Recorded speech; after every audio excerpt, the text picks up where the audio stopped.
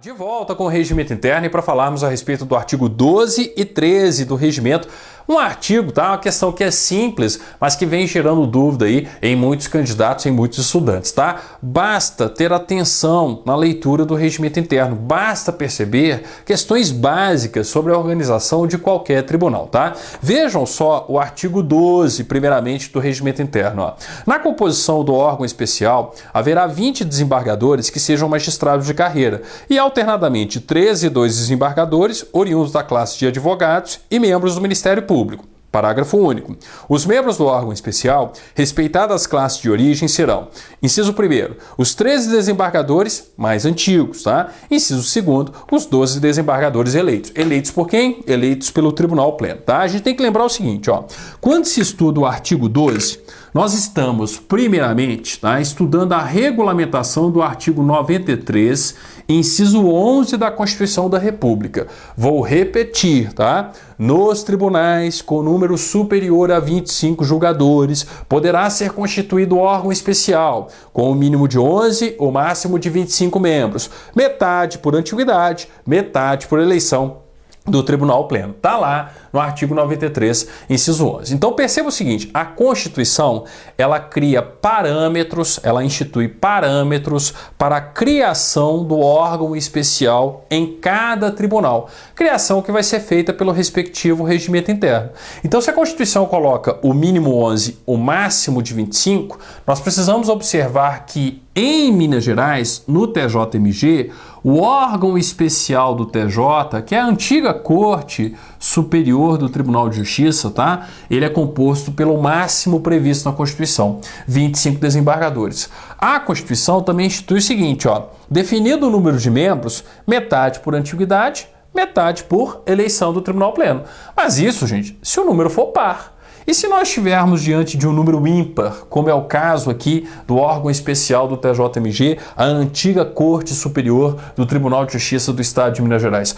Ora, se nós estivermos diante de uma situação como essa, o que o Conselho Nacional de Justiça já regulamentou, já determinou? Prevalece um a mais pelo critério da antiguidade. Então eu tenho 13 oriundos da antiguidade, e tenho 12 que serão eleitos, tá? Eleitos pelo Tribunal Pleno, tá? Então eu tenho aí, né, esse detalhe referente à composição dos órgãos especiais, tá? Então o artigo 12 do Regimento Interno, ele está simplesmente regulamentando o 93, inciso 11. O TJMG adotou o máximo previsto na Constituição, 25, sendo 13 por antiguidade e 12 eleitos pelo Tribunal Pleno. São os desembargadores que fazem parte do órgão especial do TJ, a antiga, né, denominada aí pelos regimentos anteriores, Corte Superior, a antiga Corte Superior do Tribunal de Justiça. Só que é importante a gente observar não apenas isso, e principalmente, né, mas principalmente, que é preciso respeitar a representatividade do 5º Constitucional na composição do órgão especial. É o que a gente denota aí, ó, pelo caput do artigo 12, tá? Se eu tenho 25 desembargadores no órgão especial, eu tenho que ter pelo menos 5 vagas, 1/5, sendo preenchidas aí por desembargadores oriundos do 5º Constitucional. Aí, ora eu vou ter 3 oriundos da advocacia, 2 do Ministério Público, ora 3 do Ministério Público, 2 da advocacia. Então, além dessa esquematização clássica aqui, que a gente sempre faz quando explica, né, quando se estuda órgão especial, a gente tem que lembrar também que no caso do órgão especial do TJ e de outros tribunais também, tá? Quando eu falo dos 25 desembargadores aqui, ó, eu tenho, né? Desculpe, não, eu já estava repetindo a esquematização anterior aqui, ó.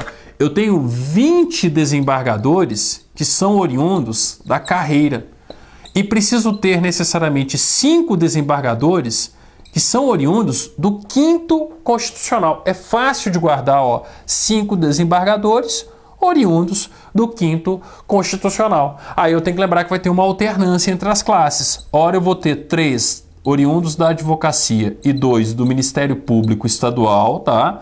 Então, ora eu tenho 3 da advocacia e 2 do Ministério Público Estadual, ou então eu vou ter o quê? né, posteriormente, alternadamente, eu vou ter 2 da advocacia e 3 do Ministério Público Estadual. É o caput do artigo 12. Vejam só o caput do artigo 12. Ó. Na composição do órgão especial, haverá 20 desembargadores que sejam magistrados de carreira e, alternadamente, 13 e 2 desembargadores oriundos da classe de advogados e membros do Ministério Público. Ou seja, eu tenho que ter 5 vagas destinadas a membros oriundos do 5º Constitucional. E não poderia ser diferente. Afinal de contas, o órgão especial ele é um dos órgãos mais importantes, para não dizer o mais importante do TJMG.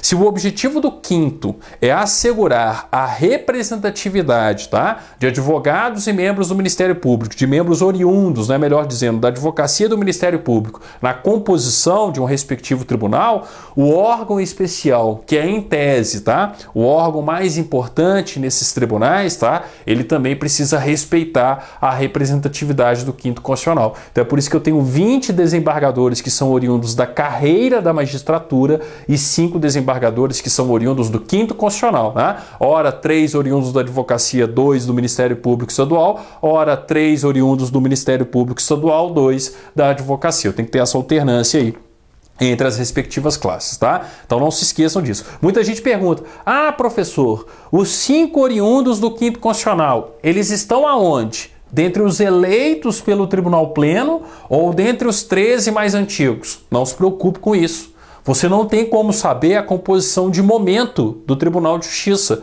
Pode ser que eu tenha 4 dentre os 13 mais antigos e 1 que foi eleito. Pode ser que eu tenha 2 dentre os mais antigos, tá? E 3 que foram eleitos. Para você responder essa questão, você tem que pegar a listagem de todos os 140 desembargadores do TJ, de todos os 25 desembargadores do órgão especial e ver quem que é oriundo do 5º Constitucional, quem que não é e onde que ele está. Se ele está dentre os 13 mais antigos, se ele está dentre os 12 eleitos pelo Tribunal Pleno. Ou seja, o concurso não vai perguntar isso para vocês, tá? Então não se preocupem em saber onde que os representantes oriundos do 5º Constitucional estão. Se eles estão dentre os eleitos pelo Tribunal Pleno ou se eles estão dentre os 13 mais antigos. O importante em um concurso é perceber que 13 são os 13 desembargadores mais antigos do TJ e 12 são eleitos pelo Tribunal Pleno. Mas que nessa composição do órgão especial eu preciso respeitar a representatividade do 5º Constitucional. Ora, se tem 25, 25 dividido por 5, 5 vagas destinadas a membros oriundos do 5º Constitucional, 20 vagas destinadas a desembargadores de carreira. Por isso o caput do artigo 12. Em termos práticos, nós já tínhamos estudado isso lá no artigo 9º, inciso 2º, quando o inciso 2º fala do órgão especial e coloca, né, que é preciso respeitar a representatividade do 5º Constitucional, ou seja, tem que ter pelo menos 5 vagas a serem preenchidas por desembargadores oriundos do 5º Constitucional, tá? Artigo 13, muita gente fazendo confusão à toa também com o artigo 13, tá? Vejam só. Ocorrida a vaga no órgão especial, será ela provida: 1. Mediante portaria do presidente do tribunal, se vagar um dos 13 cargos a serem providos por antiguidade. Questão óbvia, né? Se surge uma vaga aqui, ó, se um dos desembargadores mais antigos do TJ aposenta, por exemplo, na compulsória, naturalmente eu puxo aquele que se segue na respectiva ordem de antiguidade, tá? Então eu preciso simplesmente formalizar uma situação fática. Afinal de contas, um aposentou, automaticamente eu vou ter um outro desembargador mais antigo ali ingressando naquela vaga. Basta uma portaria do presidente do do presidente do TJ. E se for em um outro tribunal que vocês estejam estudando, vai ser a mesma coisa, tá?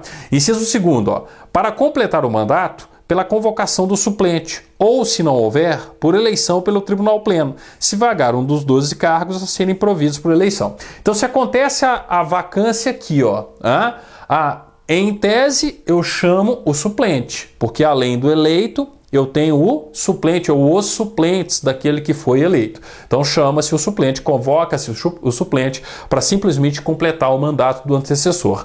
Não tem suplente. Eu posso ter essa situação? Pode, a gente vai ver daqui a pouquinho, tá? Então olha só, eu não tenho suplente. Faço nova eleição, mas simplesmente para completar o mandato do antecessor. O mandato aqui é de 2 anos, tá certo? Então, ó, surgiu vaga dentre os eleitos. chama o suplente para completar o mandato do antecessor. Não tem suplente? Faz-se nova eleição, mas simplesmente para completar também o mandato do antecessor. Lembrando que o mandato é de 2 anos, tá? Então, inciso 1º e inciso 2º não tem muito segredo. O problema está no parágrafo 1º e no parágrafo 2º. Tem muita gente fazendo confusão, sobretudo com o parágrafo 1º, veja só. Na hipótese do inciso 1º desse artigo, então o provimento, né, dos cargos aí, né, das vagas destinadas aos 13 mais antigos pelo critério da antiguidade, na hipótese do inciso 1º desse artigo, a efetivação recairá sobre o desembargador que, na antiguidade no tribunal, se seguir ao último integrante da parte mais antiga do órgão especial, oriundo da classe dos magistrados de carreira, dos advogados ou dos membros do Ministério Público, de modo que seja obedecida a composição prevista no artigo 12 desse regimento. Leia-se, de modo que seja respeitada, que continue a ser respeitada a representatividade do 5º Constitucional. Então vamos supor o seguinte, tá? Vamos supor que dos 13 mais antigos e dos 12 eleitos aqui, ó, vamos supor que 3 aqui sejam oriundos do 5º, tá? E que 2 aqui, né, sejam oriundos do 5º. Então perceba o seguinte, que na composição do órgão especial, o 5º Constitucional está representado. Eu tenho 3 com 2, 5. 2 lá dentre os eleitos e 13 dentre os mais antigos. Aí o que vocês precisam observar? O seguinte, ó, abriu uma vaga aqui, mas quem aposentou foi um magistrado de carreira.